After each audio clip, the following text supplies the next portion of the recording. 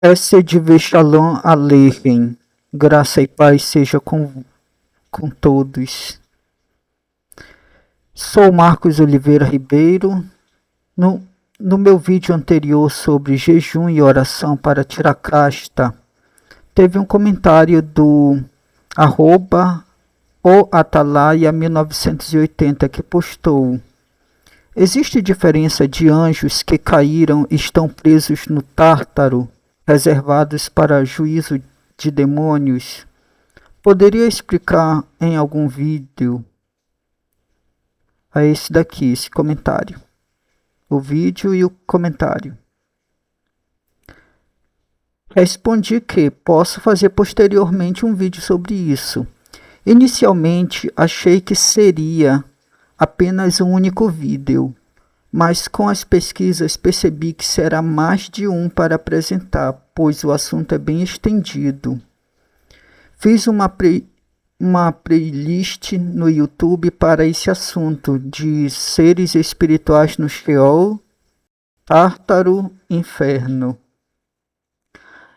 Não farei todos os vídeos de uma única vez, mas aos poucos para não ficar muito estendido em apenas um vídeo.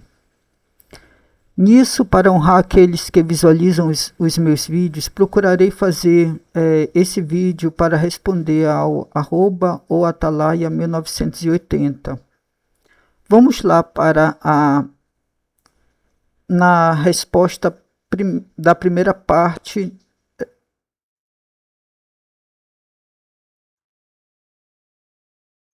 A primeira parte iremos falar sobre o que é o Tártaro.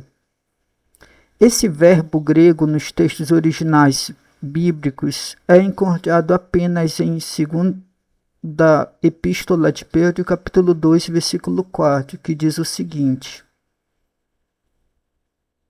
porque se Deus não poupou aos anjos que pecaram, mas os lançou no inferno e os enregou às cadeias da escuridão, ficando reservados para o julgamento.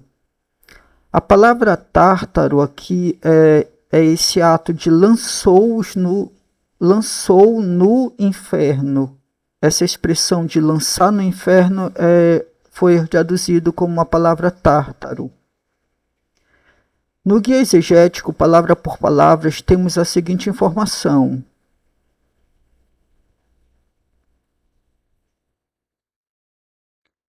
Aqui nós temos, aqui na parte de cima, o termo no grego, que ele é um verbo aoristo. O aoristo normalmente tem um sentido passado, de algo que já ocorreu.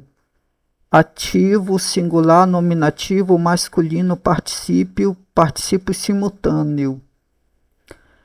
Esse verbo tem o sentido de lançar no inferno, como nós já vimos, de punir um pecador ao enviá-lo para o reino sobrenatural, conhecido por sua escuridão e vazio. Talvez por analogia ao reino sobrenatural helenístico para a punição e amarração do titã tártaro. Aí temos, digamos, os dicionários léxicos que vai apresentando, né, o ato de ser lançado no Tártaro, de ser lançado no inferno, de ser amarrado às cavernas do inferno, coisas do tipo, né? Vemos aqui que o sentido de Tártaro é lançar ou prender no inferno. O termo Tártaro na mitologia grega representa tanto uma divindade primordial nascida do caos, quanto o abismo mais profundo e escuro do submundo, usado como masmorra para titãs. Situado abaixo do Hades. É descrito como local de tormento para os inimigos, para os ímpios e inimigos dos deuses gregos. Aqui estou falando da mitologia grega, tá? Agora vamos para o texto bíblico. Em Lucas capítulo 16, versículo 26, na parábola do rico e Lázaro, apresenta que existe um abismo que separava o paraíso ou seio de Abraão do lugar de tormento. Muitos entendem que esse abismo no Hades, que no caso no inferno, na região dos mortos e tudo mais, leva ao Tártaro, que é um lugar de prisões mais profundo do inferno. Ele ficando nas profundezas do abismo, lugar que os demônios lá do Gadareno não queriam ir ou retornar para lá. Vamos ver isso em Lucas capítulo 8, versículo 31. E pediram-lhe para que não os mandasse para o abismo, que é esse abismo que faz referência lá à parábola do rico e Lázaro.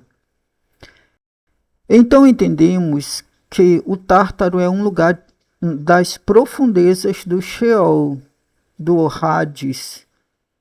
Sheol digamos, é na língua hebraica e Hades é na língua grega.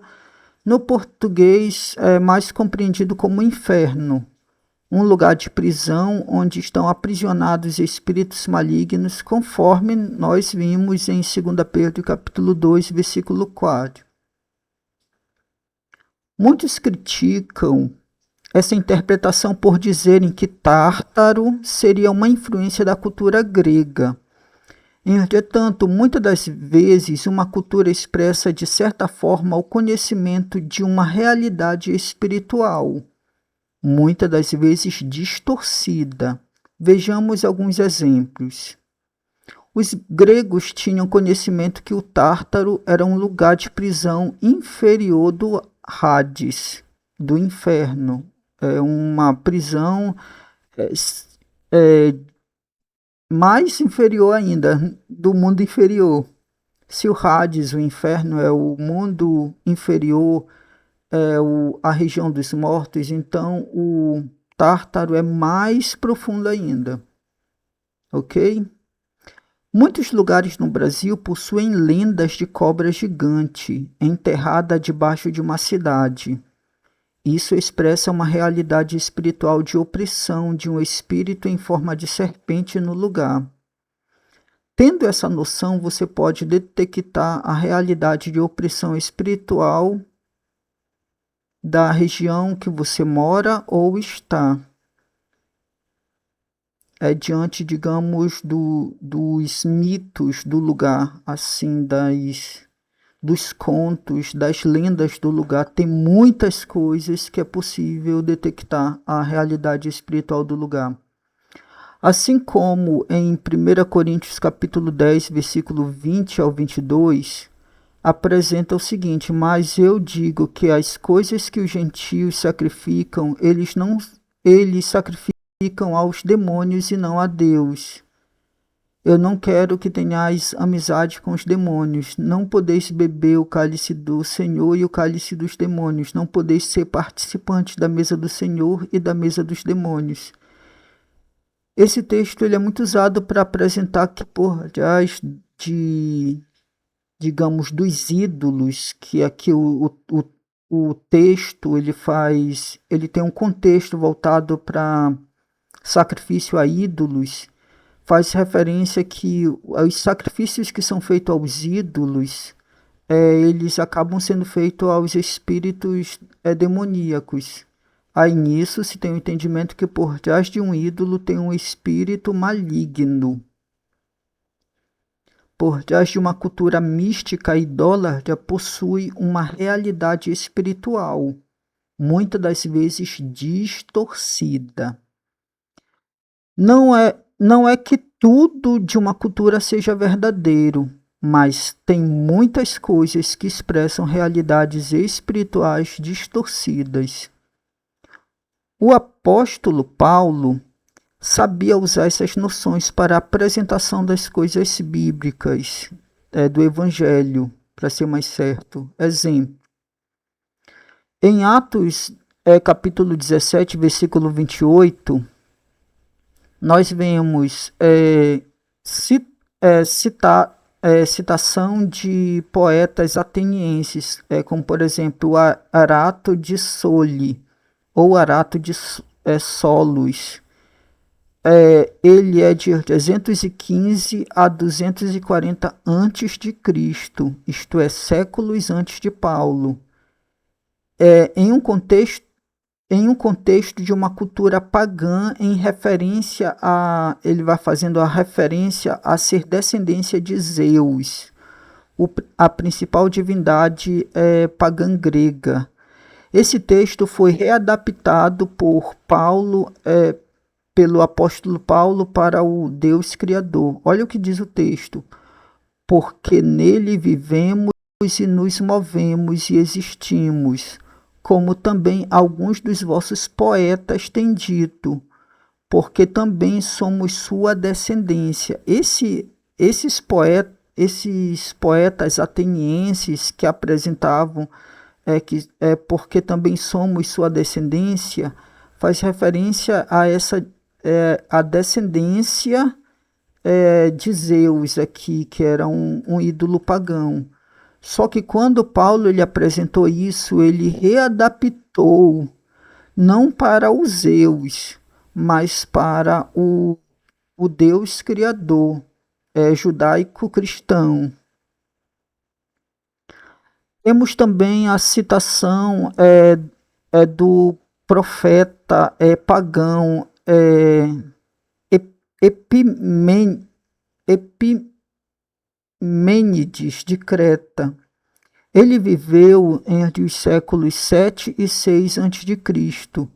Ele é citado em Tito capítulo 1, versículo 12. Olha o que diz: um deles, seu próprio profeta, disse: os cretenses são sempre mentirosos, bestas ruins, verdes preguiçosos. Esse profeta é exatamente esse Epimênides de Creta, ok?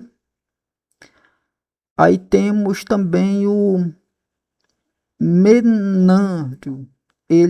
Esse Menandro, ele é de 342 a.C. a aproximadamente 291 ou 292 a.C. na Grécia Antiga. Ele também é citado em um texto por Paulo, no texto de 1 Coríntios 15, versículo 33, que assim diz: não se engane, as comunicações malignas corrompem as boas maneiras.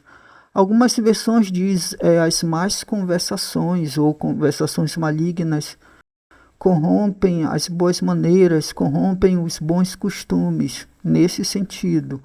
Isso não é, digamos, uma palavra específica assim de Paulo, mas era muito anterior a Paulo, séculos antes de Paulo, que esse Menandro, ele apresentava, né? Ele escreveu, e foi uma frase que foi bem conhecida dele. No meio de muitas divindades gregas havia o altar ao Deus desconhecido.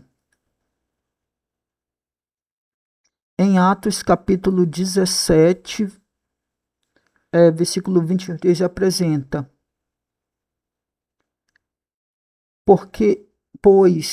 Pois eu, passando e vendo a vossa devoção, encontrei um altar no qual estava escrito: para o Deus desconhecido. Este, portanto, ao qual reverenciais sem conhecer, é o que eu vos declaro. E foi esse que o apóstolo Paulo usou para pregar na cidade de Atenas, esse altar ao Deus desconhecido. Diante disso, podemos ver que não é por ser pagão que precisa ser descartado. O apóstolo Paulo usava o conhecimento pagão adaptado a seu favor. Vemos as noções distorcidas. Ele o apóstolo Paulo usava na adaptação ao evangelho, pois haviam coisas adaptáveis aos evangelhos nos escritos, nos poetas, nos profetas e na cultura pagã. Quando eu digo cultura pagã, é esse altar ao Deus desconhecido, tá? Mas assim, em si, toda cultura tem uma forma de apresentar o evangelho. Assim, nas culturas pagãs, isto é, as culturas não judaico-cristãs, a noção de gigantes, de inimigos espirituais opositores, de abismo, de sacrifício, de santuário, de dilúvios, de torres piramidais com conexão aos céus, por meio de santuários no topo, de prisões no submundo ou no mundo inferior ou inferno, dependendo de como você achar melhor, da forma que você entender melhor, né? Por mais que essas noções elas estavam em outras culturas, existem adaptações de realidades culturais distorcidas que podem nelas ter determinadas realidades espirituais. Nisso, as prisões do Tártaro é uma dessas realidades conhecidas no mundo pagão, com representações paralelas bíblicas, como vemos em Apocalipse capítulo 9, versículo de 1 ao 2. Algumas versões traduzem como poço do abismo ou abismo sem fundo, sendo um lugar de uma realidade espiritual de prisões de espíritos malignos. Olhem o que está escrito em Apocalipse 9, versículo 1 e o 2. E o quinto anjo soou, e eu ouvi uma estrela cair do céu sobre a terra. Aqui normalmente estrela faz referência a um ser espiritual. E foi-lhe dada a chave do abismo sem fundo, ou poço do abismo, dependendo da versão. E ele abriu o abismo sem fundo, ou poço do abismo, e dele saiu uma fumaça como a fumaça de uma grande fornalha, e o sol e o ar se escureceram por causa da fumaça do abismo. Continuando o texto, você vai ver sendo apresentado a questão de seres demoníacos saindo desse poço do abismo, assim, no qual eles estavam presos. Isso entra em acordo com muitos textos bíblicos que falam de prisões, de cativeiros espirituais. Diante disso, fiquemos com esse entendimento que existem lugares espirituais no mundo inferior, no inferno, que são lugares de prisões espirituais que têm mantido muitos espíritos presos, tanto de seres humanos quanto de espíritos malignos. Mas isso falaremos em outros vídeos. Que o Eterno manifeste sobre as nossas vidas a bondade e misericórdia no nome de Mashiach e Yeshua, em nome de Cristo Jesus.